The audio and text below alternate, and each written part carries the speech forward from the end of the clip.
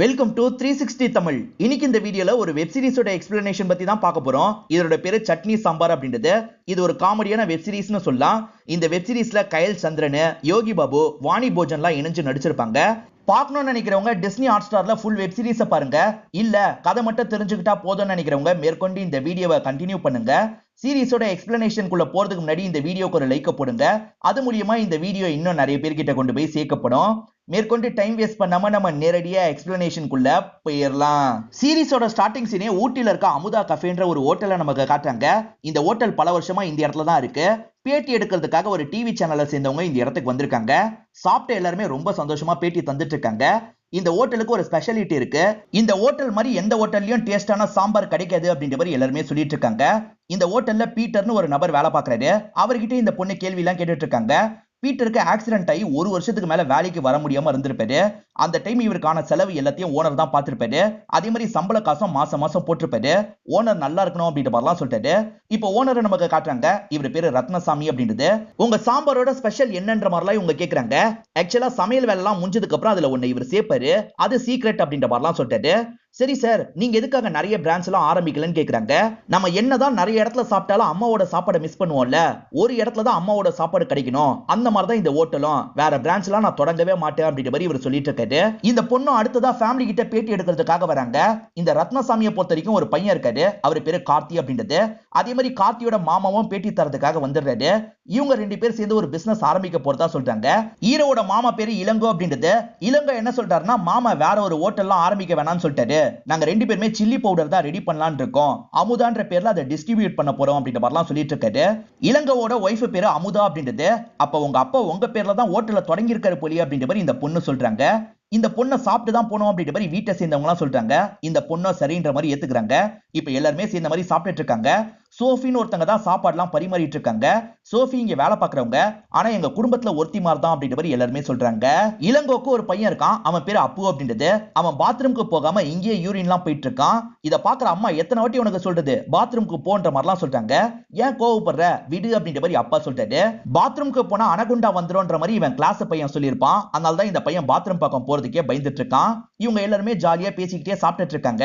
அப்படி சாப்பிட்டுட்டு இருக்கும் போது அப்பாக்கு நெஞ்செல்லாம் அடிக்கிற மாதிரி இருக்கு. மயங்கி விழுந்துடுறாரு.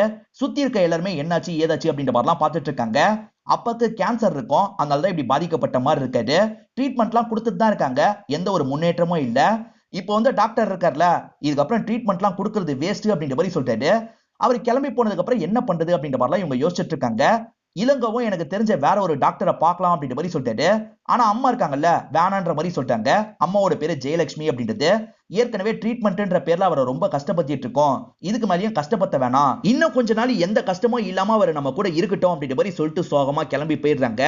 அம்மா நினைச்ச விஷயத்தை தான் நானும் நினைச்சேன். நம்ம மேற்கொண்டு ட்ரீட்மெண்ட்டுக்கெல்லாம் ட்ரை பண்ண தேவையில்லை அப்படின்ற மாதிரி ஹீரோ சொல்லிட்டாரு. சோஃபி வேலை பார்த்துட்டு இருக்கும் போது அப்பாவும் இவங்களை பாக்குறதுக்காக வராரு. இவர் பேரு சுபா அப்படின்றது. சோஃபியோட அம்மா இறந்து போயிருப்பாங்க. இப்போதைக்கு அப்பா மட்டும்தான் இருக்காரு. அப்பா சும்மா வெட்டியா சுத்திட்டு இருக்காரு. எப்ப பாரு குடிச்சுக்கிட்டே இருப்பாரு. இப்ப கூட இவங்க கிட்ட காசு வாங்குறதுக்காக தான் வந்திருக்காரு.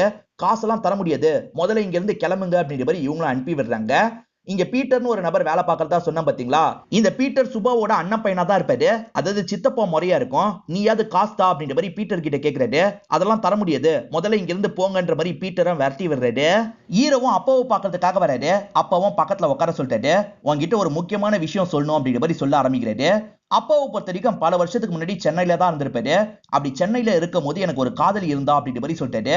அவங்களோட பேரு அமுதா அப்படின்ற மாதிரி சொல்லிட்டாரு. சரிப்பா, இப்ப எதுக்காக அதெல்லாம் சொல்லிட்டு இருக்கீங்க அப்படின்ற மாதிரி ஹீரோவும் கேக்குறாரு. என் மூலியமா அமுதாக்கு ஒரு குழந்தை இருக்கு அப்படின்ற மாதிரி சொல்லிட்டாரு. இதை கேட்கிற ஹீரோவும் ஷாக் ஆகுறாரு. ஆமாப்பா, அது என் மைண்டுக்குள்ள ஓடிக்கிட்டே இருக்கு. அவன் உனக்கு அண்ணன் முறை தான். அண்ணனை இந்த இடத்துக்கு கூட்டு வரணும், நான் சாவறதுக்கு முன்னாடி பார்க்கணும் அப்படின்ற மாதிரி சொல்லிட்டாரு. ஏன்னா அமுதா ஆல்ரெடி இறந்து போயிருப்பாங்க. ஹீரோவும் நான் எங்கன்னு போய் தேடுறதுன்னு கேக்குறாரு. அப்பா இருக்காரு பாத்தீங்களா, அந்த அமுதாவோட போட்டோ வச்சிருக்காரு. மறைச்சு வச்ச இடத்துல இருந்து போட்டோவை எடுத்து பையன் கிட்ட தந்துடுறாரு. எப்படியாவது உன்னோட அண்ணனை கூட்டு வந்துரு அப்படின்ற மாதிரி சொல்லிட்டாரு. சரி பண்ற மாதிரி ஹீரோவும் ஏத்துக்கிறாரு. ஹீரோ இந்த விஷயத்தை பத்தி இளங்கோ கிட்டயும் பீட்டர் கிட்டயும் சொல்லிட்டாரு. பீட்டர் ஒர்க்கரா இருந்தாலும் ஃப்ரெண்டு மாதிரி தான் இவர் பேசுவாரு. இதை கேட்டுட்டு இருக்க இளங்கோ இருக்காருல, உன் அக்காக்கு தெரியாம பாத்துக்கோ, தெரிஞ்சா பத்திரகாளியா மாறிடுவா அப்படின்ற மாதிரி சொல்லிட்டாரு. அப்ப என் பேரை ஹோட்டலுக்கு வைக்கல, அவங்க பேரை தான் எனக்கு வச்சிருக்காரா அப்படின்ற மாதிரி அவங்க கோவப்படுற மாதிரிலாம் இவர் சொல்லி காமிச்சிட்டு இருக்காரு. ஹீரோவும் கூட்டிட்டு வரணும், நீங்களும் வாங்கன்ற மாதிரி சொல்லிட்டாரு. என்ன பேசிட்டு இருக்க, உன் அப்பா தான் சொல்றாருன்னா நீ போய் கூட்டு வருவியா, கூட்டு வந்தா உன்னோட அப்பாவோட பேரே போயிடும், அதனால இதெல்லாம் வேணாம் அப்படின்ற மாதிரி சொல்லிட்டாங்க. அதெல்லாம் தெரியாது, அவர் கடைசி ஆசைன்னு சொல்றாரு, அதை நான் நிறைவேற்றணும், வரீங்களா இல்லையான்னு கேட்கிறாரு. கடைசியில இவங்க 2 பேருமே வரோன்ற மாதிரி ஏத்துக்கிறாங்க. இவங்களும் சென்னைக்கு வந்து சேர்ந்துடுறாங்க.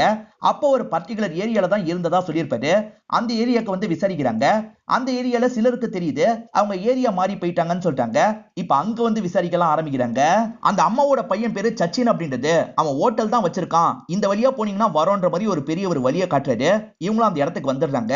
பார்த்தா தள்ளு வண்டி கடை தான் அவர் வச்சிருக்காரு. அமுதான்ற மாதிரி தான் அந்த கடைக்கு பேர் வச்சிருக்காரு. உன்னோட அப்பா வேற பிரான்ச்சே இல்லன்ற மாதிரி சொன்னாரு, ஆனா இங்க ஒரு பிரான்ச் இருக்கு அப்படின்ற மாதிரிலாம் இளங்கோ இந்த இடத்துல கிண்டல் பண்ணிட்டு இருக்காரு. இந்த ரோலை யோகி பாபு தான் பண்ணிருப்பாரு. இவர் பேர் தான் சச்சினா இருக்கும். இவரோட கடையை பொறுத்த வரைக்கும் ஒரு ஸ்பெஷாலிட்டி இருக்கு. இவரோட சட்னிக்காக தான் நிறைய பேர் வருவாங்க. பயங்கர கூட்டமா இருக்கு. இப்ப கார்ல ஒரு நபர் இந்த இடத்துக்கு வராரு. இவர் எம்எல்ஏவா தான் இருப்பாரு. எம்எல்ஏ சச்சின் கிட்ட ரொம்ப நார்மலா பேசுறாரு. ஏன்னா 2 பேருமே ஃப்ரெண்ட்ஸா இருப்பாங்க. இப்ப சச்சினுமே ஃப்ரெண்டுக்கு சாப்பாடுலாம் கொடுத்து விடுறாரு. இவங்க 3 பேர் கடையே பார்த்துட்டு இருக்கிறத சச்சின் கவனிச்சிடுறாரு. 3 பேரும் என்ன சாப்பிடுறீங்க அப்படின்ற மாதிரி கேக்குறாரு. கார்த்தி இருக்கார்ல, எனக்கு 2 இட்லி வேணும் அப்படின்ற மாதிரி சொல்லிட்டாரு. இப்ப இட்லியை சாப்பிடும் போதுதான் சட்னியை தொட்டு சாப்பிடுறாரு. அந்த சட்னி ரொம்ப சூப்பரா இருக்கிறது இவருக்கு தெரியுது.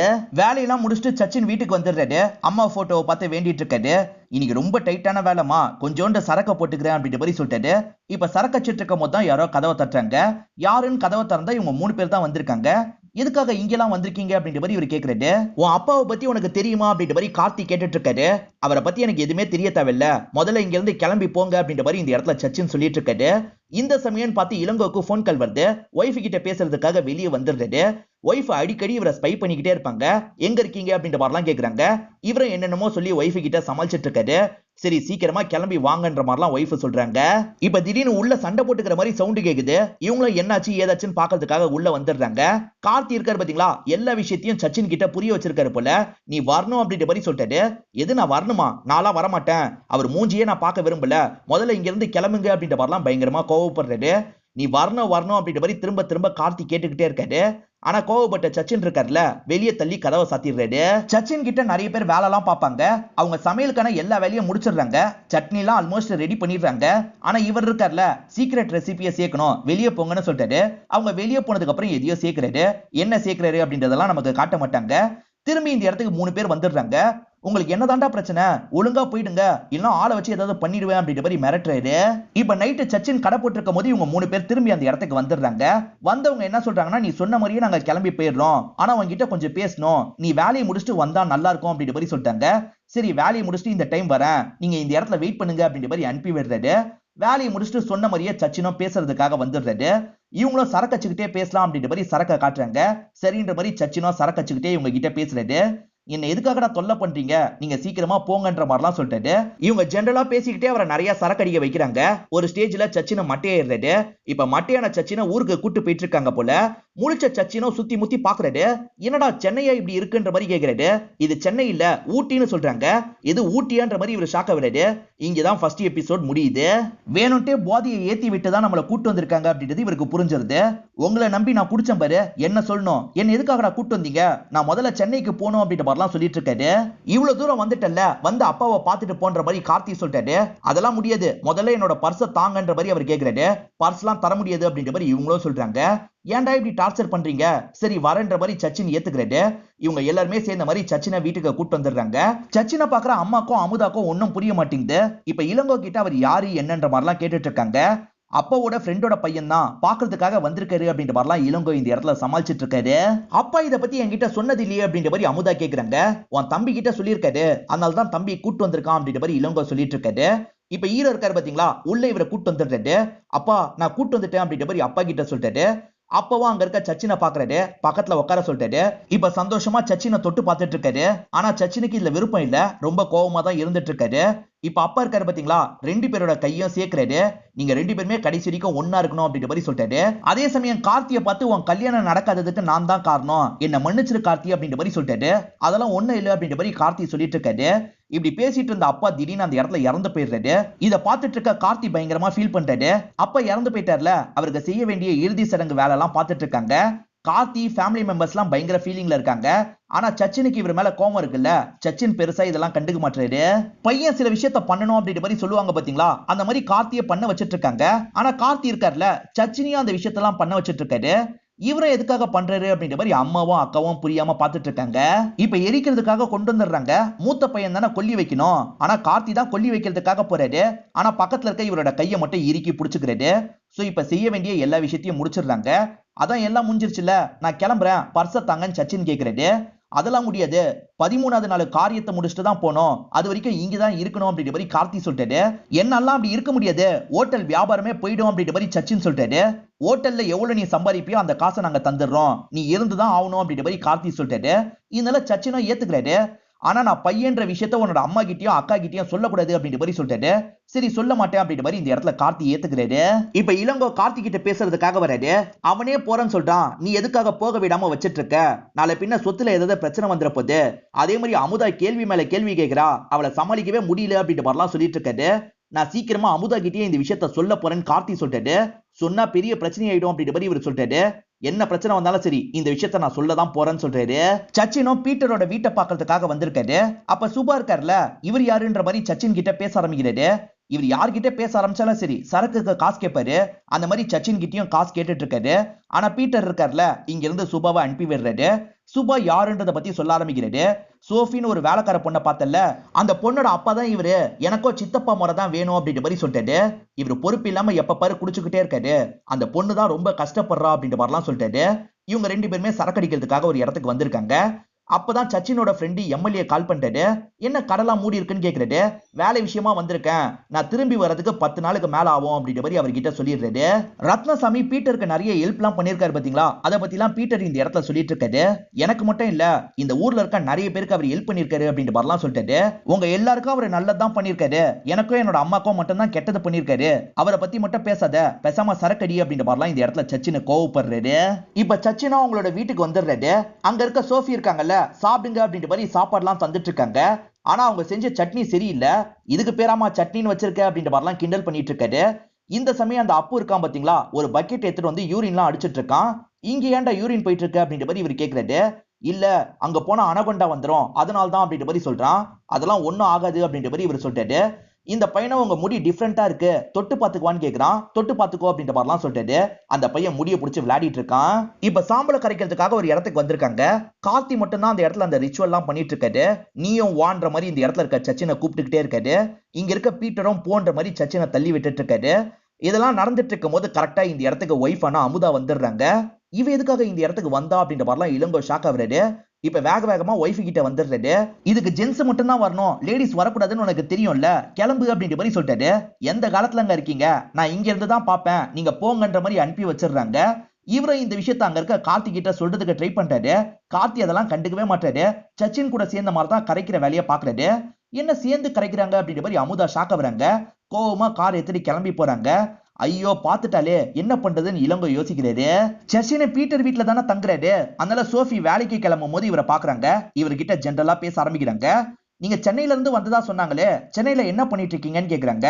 தள்ளு வண்டி கடை தான் வச்சிருக்கேன் அப்படின்ற மாதிரி சொல்லிட்டாரு. பேரண்ட்ஸை பத்தி கேட்கும் போது அம்மா சின்ன வயசுலயே இறந்து போயிட்டாங்க அப்படின்ற மாதிரி சொல்லிட்டாரு. சரி அப்பான்ற மாதிரி கேக்குறாங்க. அப்பா ரீசெண்டா தான் இறந்து போனாரு அப்படின்ற மாதிரி இவர் சொல்லிட்டாரு. என் அம்மாவும் இறந்து போயிட்டாங்க, அப்பத்துல இருந்து தான் கஷ்டப்படுறேன் அப்படின்ற மாதிரிலாம் இவங்க சொல்றாங்க. இப்ப அமுதாவும் இளங்கோ கிட்ட பேசிட்டு இருக்காங்க. என் தம்பி தானே அந்த விஷயத்த பண்ணணும், எதுக்காக கூட இருந்த அவரு பண்ணாரு சொல்லுங்க அப்படின்ற மாதிரிலாம் கேட்டுட்டு இருக்காங்க. இவருக்கு எப்படி சமாளிக்கிறதுன்னு தெரியல. அந்த ரிச்சுவல் பண்ணிட்டு இருந்தவர் தான் இப்படி பண்ண சொன்னாரு, அதுக்காக தான் பண்ணோம், மத்தபடி எதுவும் இல்ல அப்படின்ற மாதிரி சொல்லிட்டாரு. ஆனா இவர் சமாளிக்கிற மாதிரி அமுதாக்கு தோணுது. நீங்க சொல்றதெல்லாம் சுத்தமா நம்புற மாதிரியே இல்ல, என்கிட்ட எதையாவது மறைக்கிறீங்கன்னு தெரிய வந்தது, என்ன பண்ணுவேனே தெரியாது அப்படின்ற மாதிரி கோவப்படுறாங்க. நான் எதையுமே மறைக்கல அப்படின்ற மாதிரி இவரும் வேக வேகமா அங்க இருந்து கிளம்பிடுறாரு. இப்ப ஹீரோ கிட்ட இந்த விஷயத்தெல்லாம் சொல்லிட்டு இருக்காரு. ஜஸ்ட் மிஸ், கொஞ்ச நாள் மாட்டிருப்பேன் அப்படின்ற மாதிரி சொல்லிட்டாரு. நீங்க எதுக்காக இந்த மாதிரி மாட்டிட்டு முழிச்சிட்டு இருக்கணும், நான் பேசாம 2 பேர்கிட்டயும் சொல்லிடுறேன் அப்படின்ற மாதிரி அவங்க 2 பேரும் நோக்கி போறாரு. பக்கத்துல இருக்க இவரும் வேணான்னு சொல்லிட்டாரு. அதை கேட்காம கார்த்தி இருக்காரு பாத்தீங்களா, இவங்க 2 பேர்கிட்டயும் பேசணும் அப்படின்ற மாதிரி பேசுறதுக்காக வராரு. சொன்னா 2 பேருமே கோவப்படுவாங்கன்னு இளங்கோக்கு நல்லா தெரியுது. வேணான்னு கார்த்தியை கண்ட்ரோல் பண்றதுக்கு ட்ரை பண்றாரு. அதை மீறியும் கார்த்தி சொல்றதுக்காக வராரு. இங்கதான் செகண்ட் எபிசோட முடிக்கிறாங்க. கார்த்தி சொல்றதுக்காக வந்தாரு பாத்தீங்களா, அப்பன்னு பார்த்து சொந்தக்காரங்க வீட்டுக்கு வந்துடுறாங்க. இதனால இளங்கோ இருக்காருல, சொந்தக்காரங்க வந்துட்டாங்க அப்படின்ற மாதிரி இவரு டாபிக்க மாத்துறாரு. இப்ப சொந்தக்காரங்க பக்கத்துல வந்துடுறாரு. வாங்க வாங்க உள்ள போய் பேசுங்க அப்படின்ற மாதிரிலாம் சிரிச்சுக்கிட்டே அவங்களை வெல்கம் பண்றாரு. என்ன சிரிச்சுக்கிட்டே வெல்கம் பண்றான் அப்படின்ற மாதிரி அவங்களும் யோசிக்கிறாங்க. என்ன மாமா பண்ணிட்டு இருக்கீங்க, நிறுத்துங்க அப்படின்ற மாதிரி ஹீரோ சொல்லிட்டாரு. நீ சொல்ல வந்தது தடுக்கப்பட்டுச்சுல, அந்த எக்ஸைட்மெண்ட்ல அப்படி கூப்பிட்டுட்டேன் அப்படின்ற மாதிரி இவரும் சொல்லிட்டாரு. இந்த இடத்துல தான் பாஸ்ட்ல நடந்த விஷயத்தை நமக்கு காட்டுறாங்க. சச்சின் சின்ன பையனா இருக்கும் போது நடந்திருக்கும். சச்சினும் சட்னி தான் ரெடி பண்ணி அம்மா கிட்ட தரான். சாப்பிட்ட அம்மாவும் சூப்பரா இருக்குன்னு சொல்லிட்டாங்க. இல்ல இன்னும் ஒன்னு சேர்த்தா இன்னும் சூப்பரா இருக்கும், அதை உனக்கு சொல்றேன் அப்படின்ற மாதிரி பையனோட காதுல சொல்றாங்க. நான் உடனே ரெடி பண்றேன் அப்படின்ற மாதிரி இவனை வேக வேகமா ரெடி பண்றான். இப்ப டேஸ்ட் பண்ணி பாக்குறான், இன்னும் சூப்பரா இருக்கு. இப்ப பிரசன்ட்ல சச்சின் இருக்காரு பாத்தீங்களா, அந்த அப்பு கூட தான் விளையாடிட்டு இருக்காரு. அவனுக்கு கானா சாங் எல்லாம் சொல்லி தந்துட்டு இருக்காரு. அவனும் அவர்கிட்ட பிராக்டிஸ் எல்லாம் எடுத்துட்டு இருக்கான். அப்படியே கட் பண்ணி சோஃபியை காட்டுறாங்க. சோஃபி சட்னிலாம் ரெடியா இருக்கிறத பாக்குறாங்க. யாரு ரெடி பண்ணான்னு டேஸ்ட் பண்ணும்போது செம்ம டேஸ்டா இருக்கு. கண்டிப்பா இது அவரோட வேலைன்றதை புரிஞ்சுக்கிறாங்க. நீங்க சூப்பரா சட்னி ரெடி பண்ணிருக்கீங்க அப்படின்ற மாதிரிலாம் சொல்லிட்டு இருக்காங்க. எல்லாம் என்னோட அம்மா சொல்லி கொடுத்ததுதான் அப்படின்ற மாதிரி இவரும் சொல்லிட்டு இப்ப சட்னியை பரிமாறுறதுக்காக கொண்டு வந்திருக்காங்க. இன்னைக்கு சட்னி வித்தியாசமா இருக்கும், டேஸ்ட் பண்ணுங்க அப்படின்ற மாதிரிலாம் சொல்றாங்க. டேஸ்ட் பண்ண எல்லாருக்குமே சட்னி ரொம்ப பிடிச்சிருக்கு. புதுசா வந்திருக்க நபர் தான் இந்த சட்னியை ரெடி பண்ணாரு அப்படின்ற மாதிரி சோஃபியும் எல்லார்கிட்டயும் சொல்லிட்டு இருக்காங்க. சச்சின் ஒரு பாட்டை சொல்லி கொடுத்தாரு பாத்தீங்களா, அந்த பாட்டை பாடிக்கிட்டே அப்புவும் வீட்டுக்குள்ள வரான். இது என்னடா பாட்டு, இந்த பாட்டெல்லாம் பாடக்கூடாது அப்படின்ற மாதிரி அமுதாவும் சொல்லிட்டு இருக்காங்க. அதே சமயம் அமுதா இருக்காங்கல்ல, சீக்கிரமா நீ ஒரு கல்யாணம் பண்ணிக்கோ அப்படின்ற மாதிரி தம்பியை பார்த்து சொல்றாங்க. அதே மாதிரி அம்மா இருக்காங்கல்ல, கடைசியா அப்பா என்கிட்ட பேசும்போது கூட உன்னோட கல்யாணம் நடக்காததை பத்தி தான் சோகமா பேசினாரு. அந்த பொண்ணை விடுறா, நீ வேற ஒரு பொண்ணையாவது கல்யாணம் பண்ணிக்கோ, நானாவது உன்னோட கல்யாணத்தை பார்க்கணும் அப்படின்ற மாதிரிலாம் ஃபீலிங்கா பேசிட்டு இருக்காங்க. ஏமா இந்த மாதிரி பேசுறீங்க, இப்பெல்லாம் பேசாதீங்க அப்படின்ற மாதிரி இவர் சொல்றாரு. இப்ப சோஃபியும் சச்சின் கிட்ட பேசுறதுக்காக வந்திருக்காங்க. ரத்னசாமி எப்படி எல்லாம் ஹெல்ப் பண்ணிருக்காரு அப்படின்றத சொல்றாங்க. ரத்னசாமிக்கும் உங்களுக்கும் என்ன பழக்கம்னு கேக்குறாங்க. இவருக்கு என்ன சொல்றதுன்னு தெரியல, எப்படி எப்படியே சமாளிக்கிறது. சரி நீங்க சட்னில ஏதோ கலந்திருக்கீங்கன்னு தெரியுது, அது என்ன அப்படின்ற மாதிரி கேக்குறாங்க. அதெல்லாம் தொழில் ரகசியம், சொல்ல மாட்டேன் அப்படின்ற மாதிரி சச்சினும் சொல்றாரு. கார்த்தியும் மாமாவும் சேர்ந்த மாதிரி பிசினஸ் ஆரம்பிக்கணும்னு நினைச்சாங்க பாத்தீங்களா, அதுக்கு எனக்கு புதுசா ஒரு ஐடியா கிடைச்சிருக்கு அப்படின்ற மாதிரி மாமா சொல்லிட்டாரு. இவரை என்ன விஷயம்னு கேக்குறாரு. அவனுக்கு சட்னி சூப்பரா செய்ய தெரியுது, நமக்கு சாம்பார் சூப்பரா செய்ய தெரியுது, ரெண்டு பேரும் ஐடியாவை மாத்தி மாத்தி ஷேர் பண்ணிப்போம், நம்மளோட கம்பெனி பேரு சட்னி சாம்பார்னு வைப்போம், சூப்பரா இருக்கும், பிசினஸும் பிச்சுக்கும் அப்படின்ற மாதிரிலாம் சொல்லிட்டு இருக்காரு. ஒருத்தரோட சீக்கிரட்டை கேட்கறதுலாம் தப்பு, நான் அப்படிலாம் பண்ண மாட்டேன் அப்படின்ற மாதிரி இந்த இடத்துல கார்த்தி சொல்றாரு. அப்படியே கட் பண்ணி நமக்கு கீதான்னு ஒருத்தங்களை காட்டுறாங்க. இவங்க பொலிட்டீஷியனா தான் இருப்பாங்க. இவங்களை பார்த்து பேசுறதுக்காக ஒரு நபர் வந்திருக்காரு. ஒரு கான்ட்ராக்ட் வேணும், 30 லட்சம் ரூபாய் கூட தர ரெடியா இருக்கன்ற மாதிரி சொல்றாரு. 30 லட்சம் ரூபாயா, அதெல்லாம் பத்தவே பத்தாது, குறைஞ்சது 40 லட்சம் ரூபாய் தந்தாதான் கான்ட்ராக்ட் கிடைக்கும், இல்லைன்னா நிறைய பேர் லைன்ல இருக்காங்க, நான் அவங்களுக்கு தந்துருவேன் அப்படின்ற மாதிரி சொல்றாங்க. சரி நான் யோசிச்சு சொல்றேன் அப்படின்ற மாதிரி சொல்லிட்டாரு. சீக்கிரமா யோசிச்சு சொல்லுங்க அப்படின்ற மாதிரி இவங்களும் அனுப்பி விடுறாங்க. இப்ப வேற ஒரு நபர் கிட்ட இருந்து கீதாக்கு கால் வருது. அந்த நபர் 40 லட்சம் ரூபாய் கூட தர ரெடின்னு சொல்லிட்டாரு. 50 லட்சம் ரூபாய்க்கே பார்ட்டி இருக்கு, அதனால யோசிச்சு சொல்லுங்கன்னு சொல்லிட்டாங்க. இது மூலியமா இவங்க ஒரு கன்னிங்கான லேடின்ற மாதிரி நமக்கு காட்டுறாங்க. கார்த்தியும் சச்சினும் சிரிச்சு பேசிக்கிட்டே கார்ல வந்துட்டு இருக்காங்க. அப்ப திடீர்னு ஒரு பொண்ணு ரோட கிராஸ் பண்றாங்க. அப்படி ரோட கிராஸ் பண்ண பொண்ணோட பேரு ஜென்சி அப்படின்றது. அந்த ஜென்சி கார்த்தியே பார்த்துட்டு இருக்காங்க. கார்த்தியும் அந்த பொண்ணியே பார்த்துட்டு இருக்காரு. அதுக்கப்புறம் அந்த பொண்ணு பைக் எடுத்துட்டு இங்க இருந்து கிளம்பி போயிடுறாங்க. இவங்க ரெண்டு பேரும் கொஞ்ச நேரம் அடிச்சு பார்த்தாங்கல்ல, அதுல இருந்தே ரெண்டு பேருமே லவ் பண்ணிருக்காங்க அப்படின்றது சச்சினுக்கு தெரிஞ்சிருது. நீங்க ரெண்டு பேருமே லவ் பண்ணிருக்கீங்க அப்படிதானேன்னு கேக்குறாரு. இந்த இடத்துல கார்த்தியும் ஆமான்னு சொல்லிட்டாரு. அந்த கதையை கொஞ்சம் சொல்லு அப்படின்ற மாதிரி சச்சின் கேக்குறாரு. இந்த இடத்துல கார்த்தியும் நடந்த விஷயத்த சொல்ல ஆரம்பிக்கிறாரு. இவங்க ரெண்டு பேருமே ஒரே காலேஜ்ல தான் படிச்சிருப்பாங்க. அவங்களுக்கு மேக்ஸ் சுத்தமா வராது. ஹீரோ தான் பயங்கரமா உங்களுக்கு சொல்லிலாம் தந்திருப்பாரு. அப்படி சொல்லி தந்தோம் அவங்க ஃபெயில் ஆயிடுறாங்க. நான் அவ்வளவு சொல்லி தந்தோம், எதுக்காக ஃபெயில் ஆன காட்டுன்ற மாதிரி பேப்பரை வாங்கி பாக்குறாரு. இந்த சம்ம தான் அத்தனை வாட்டி சொல்லி தந்தேன்ல, எதுக்காக இந்த சம்ம கூட தப்பா போட்ட அப்படின்ற மாதிரிலாம் கோவப்பட்டு இருக்காரு. இவர் கோவமா பேசிட்டு இருக்கும் போது சடனா அவங்க ஐ லவ் யூ சொல்லிடுறாங்க. என்ன சடனா சொல்லிட்டு அப்படின்ற மாதிரி இவர் கேக்குறாரு. ரொம்ப நாளா சொல்லணும்னு நினைச்சிட்டு இருந்தேன், நீ திட்டணும்னு சட்டுன்னு வந்துருச்சு, அதனால தான் அப்படின்ற மாதிரி சொல்லிட்டாங்க. இவரும் ஐ லவ் யூ டூன்னு சொல்லிட்டாரு. ஆக மொத்தத்துல ரெண்டு பேருமே அப்படிதான் லவ் பண்ண ஆரம்பிச்சிருப்பாங்க. இதை மட்டும் தான் சச்சின் கிட்ட சொல்றாரு. இப்ப இவங்க எல்லாருமே ஒரு சாமியாரை கூப்பிட்டு பேசுறாங்க. நாங்க எல்லாத்தையும் கரெக்டா தானே பண்ணிருக்கோம், இதுக்கப்புறம் ஏதாவது பண்ணணும்னா சொல்லுங்க அப்படின்ற மாதிரி கேட்டுட்டு இருக்காங்க.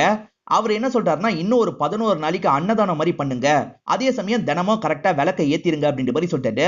இவங்களும் சரின்ற மாதிரி ஏத்துக்கிறாங்க. இளம்போ இருக்கார்ல, விளக்கு ஏத்துற வேலையை நீ பாத்துக்கோ, அன்னதானம் பண்ற வேலையை நாங்க பாத்துக்கிறோம், பிரிச்சு பண்ணுவோன்ற மாதிரி சொல்லிட்டாரு. சரின்ற மாதிரி ஒய்ஃபும் ஏத்துக்கிறாங்க. அன்னதானம் பண்ணும் போது சச்சினும் சேர்ந்து தரணும்ல, அதனால ஒய்ஃப் அந்த இடத்துக்கு வரக்கூடாதுன்றதுக்காக தான் இளங்கோ இப்படி பண்றாரு. இப்ப இளங்கோ சச்சின் கிட்ட இந்த விஷயத்த சொல்றதுக்காக வராரு. அதே மாதிரி இவரோட சட்னி சீக்கிரட்டை எப்படியாவது பேசி வாங்கிடலான்னு பாக்குறாரு. உசாரா கேட்டா நான் சொல்லிடுவேன்னு நினைக்கிறியா, அதெல்லாம் நான் சொல்ல மாட்டேன் அப்படின்ற மாதிரி இந்த இடத்துல சச்சின் சொல்றாரு. நீ எனக்கு ஒரு சீக்கிரட்டை சொல்லணும், அவன் லவ் ஸ்டோரிய பத்தி சொன்னான், அது ஏன் ஓகேவாவில, என்ன பிரச்சனை வந்ததுன்னு கேக்குறாரு. ரெண்டு பேருமே வேற வேற மதம்ன்றதுனால ஏதாவது பிரச்சனை வந்ததான்னு கேக்குறாரு. என்ன பிரச்சனைன்னு கடைசி வரைக்கும் எங்களுக்கே தெரியல அப்படின்ற மாதிரி இளங்கோ சொல்லிட்டு ஹீரோ லவ் விஷயத்த அப்பா கிட்ட சொல்லியிருப்பாரு. அப்பவும் நான் பேசி ஓகே வாங்குறேன்ற மாதிரி ஃபேமிலி கிட்ட பேசுறதுக்காக போயிருப்பாரு.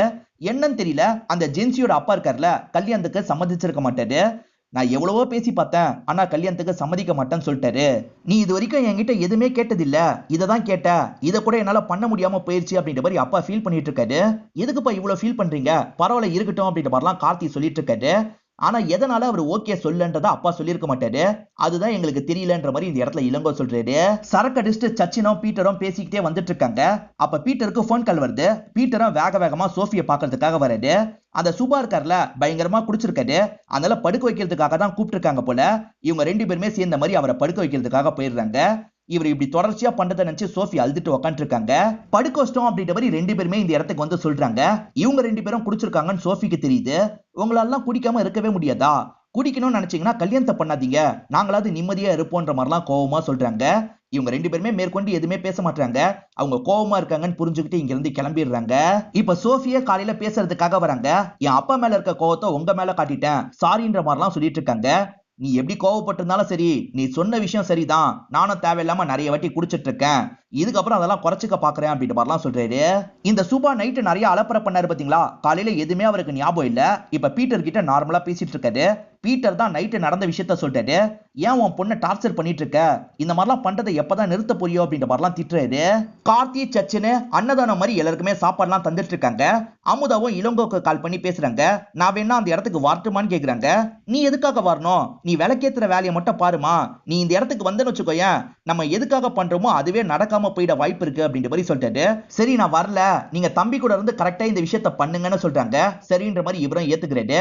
இப்ப சுபா இருக்காரு பாத்தீங்களா, ஒரு பார்ல உட்காந்து சரக்கு அடிச்சிட்டு இருக்காரு. அப்ப சுபா கிட்ட பேசுறதுக்காக ஒரு நபர் இந்த இடத்துக்கு வராரு. ஆக்சுவலா சுபாவை பொறுத்த வரைக்கும் இடம் முடிச்சு தர வேலை தான் பாப்பாரு. இந்த நபர் கூட சேர்ந்து ஒரு இடத்த முடிச்சு தந்திருப்பாரு. ஆனா அந்த இடத்துல ஒரு வில்லங்கம் இருக்கு. ஓனர் பயங்கர கோவத்துல இருக்காரு. கமிஷனாவே 2 லட்சம் ரூபாய் வாங்கியிருக்க, அவங்க எதுனாலும் பண்ண வாய்ப்பு இருக்கு, வார்னிங் கொடுக்கறதுக்காக தான் வந்தேன்ற மாதிரி அந்த நபர் சொல்லிட்டாரு. இடத்த வாங்கிட்டு அதுக்கப்புறம் பிரச்சனை வந்ததுன்னா நான் எப்படி பொறுப்பாக முடியும், அதெல்லாம் என்னால ஏத்துக்க முடியாதுன்ற மாதிரி சுபா சொல்லிட்டாரு. இருந்தாலும் அவங்க பிரச்சனை பண்ணிட்டா என்ன பண்றது அப்படின்ற மாதிரி பயமும் இருக்கு. இளங்கோ தனியா இருக்கிறதுனால பொண்ணுங்க ரீல்ஸ் எல்லாம் பார்த்துட்டு இருக்காரு. அப்ப கரெக்டா ஒய்ஃப் வந்து இந்த விஷயத்தை கவனிச்சிடுறாங்க. என்ன பண்ணிட்டு இருக்கீங்க அப்படின்ற மாதிரிலாம் கோவமா கேக்குறாங்க. இவர் என்னென்னமோ சொல்லி சமாளிச்சு காமெடி எல்லாம் பண்ணிட்டு இருக்காரு. அப்படியே கட் பண்ணி சச்சினும் சோஃபியும் பேசிக்கிட்டே நடந்துட்டு இருக்கிறத நமக்கு காட்டுறாங்க. இவங்க ரெண்டு பேர் நடந்து வந்துட்டு இருக்கும் போது அந்த இடத்துக்கு ஒரு கார் வருது. கார்ல அந்த கீதான்ற லேடி தான் வராங்க. அவங்க சோஃபியை கூப்பிட்டு பேச ஆரம்பிக்கிறாங்க. சோஃபி கிட்ட என்ன பேசுறாங்க அப்படின்றது தெரியல. பேசிட்டு அங்க இருந்து கிளம்பிடுறாங்க. சோஃபி இருக்காங்கல்ல, அவங்க தான் என்னோட மாமியார்னு சொல்றாங்க. எது மாமியாரா அப்படின்ற மாதிரி இந்த இடத்துல சச்சினோ ஷாக் ஆகுறாரு. இங்கதான் 3rd எபிசோட் முடியுது. இந்த சீரீஸை பொறுத்த வரைக்கும் இன்னும் 3 எபிசோட் பேலன்ஸ் இருக்கு. அதை அடுத்த வீடியோல முடிப்போம். இது வரைக்கும் இந்த சீரீஸ் உங்க எல்லாருக்குமே பிடிச்சிருக்கோம் நம்புறேன். இந்த வீடியோ உங்களுக்கு பிடிச்சிருந்ததுன்னா லைக் பண்ணுங்க, கமெண்ட் பண்ணுங்க, மறக்காம 360 தமிழ் சேனலா சப்ஸ்கிரைப் பண்ணுங்க. தொடர்ச்சியா இந்த மாதிரி வீடியோக்கள் வந்துகிட்டே தான் இருக்கும்.